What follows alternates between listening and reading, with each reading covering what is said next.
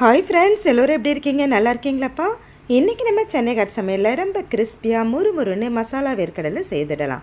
செய்கிறது ரொம்ப ஈஸி தான். வாங்க இப்போ பார்க்கலாம். 250 கிராம் பச்சை வேர்க்கடலை, அதாவது வறுக்காத வேர்க்கடலை எடுத்திருக்கேன்.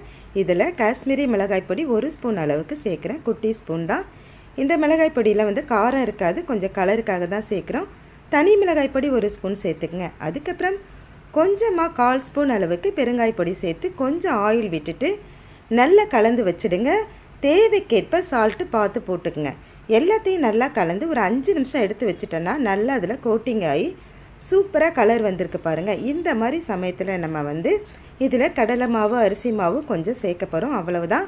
இது ரொம்ப கலர்ஃபுல்லாக இருக்கும். ஆனால் வந்து ரொம்ப காரம் இருக்காது. மிதமான காரத்தில் தான் நான் செய்கிறேன். கடலை மாவு 1/2 ஸ்பூன் அளவுக்கு சேர்த்துருக்கேன். அதே போல் அரிசி மாவு ஒரு 1/2 ஸ்பூன் சேர்த்துக்குங்க.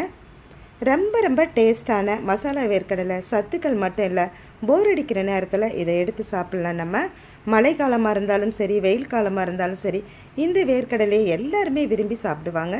மாவில் நல்லா கலந்ததுக்கப்புறம் கடலை பொரிக்கிறதுக்கு சூடான ஆயில் வச்சுருக்கேன். இதிலேருந்து கொஞ்சம் எடுத்து இதில் சேர்க்க போகிறோம். கொஞ்சம் ஆயில் சேர்த்தா தான் இது ரொம்ப டேஸ்ட்டாக இருக்கும். இப்போ எல்லாத்தையும் சேர்த்து ஒன்றா சேர்த்து கலந்து விட்டுட்டு பூண்டு கொஞ்சம் தட்டி போடுங்க. வாசனை நல்லா கமகமன்னு இருக்கும், ரொம்பவும் டேஸ்ட்டாக இருக்கும். அதுக்கப்புறம் கொஞ்சம் ட்ரையாக இருந்ததுன்னா தண்ணி வந்து கொஞ்சமாக அதுவும் தெளித்து அதை வந்து பிசைஞ்சிக்கணும். அதிகமான தண்ணியை இதில் வந்து சேர்த்துடக்கூடாது. கொஞ்சமாக நீங்கள் பார்த்து கையில் வந்து அந்த மசாலா ஒட்டுற அளவுக்கு இருந்தால் போதும். அவ்வளவுதான், ரெடி ஆகிடுச்சு. இப்போ ஆயிலில் போட்டு பொரித்து எடுத்துக்கலாம். ஆயில் வந்து நல்லா காஞ்சதுக்கப்புறம் சிம்மில் வச்சுட்டு அழகாக இதே போல் போட்டு எடுத்துக்கங்க. ரொம்ப ஈஸியாக பண்ணிடலாம். இது வந்து ஒன்றோடு ஒன்றெல்லாம் ஒட்டாது. லைட்டாக தட்டி விட்டிங்கன்னா போதும், தனித்தனியாக ஆகிடும். ரொம்ப சூப்பரான கிறிஸ்பியான மசாலா வேர்க்கடலை நமக்கு வந்து ரெடி ஆகிடுச்சு பாருங்கள். மிதமான காரத்தில் குழந்தைங்க சாப்பிட்றது போல் தான் இதை நான் செய்திருக்கேன். இந்த ஆயிலில் வந்து இந்த மசாலாவோட கலர் வந்து இறங்கியிருக்கு. அவ்வளவுதான். மற்றபடி மசாலாலாம் பிரியல. மசாலா போட்டு ரெடி பண்ணதுக்கப்புறம் 10 நிமிஷத்தில் இதை பொரித்து எடுத்துடலாம்.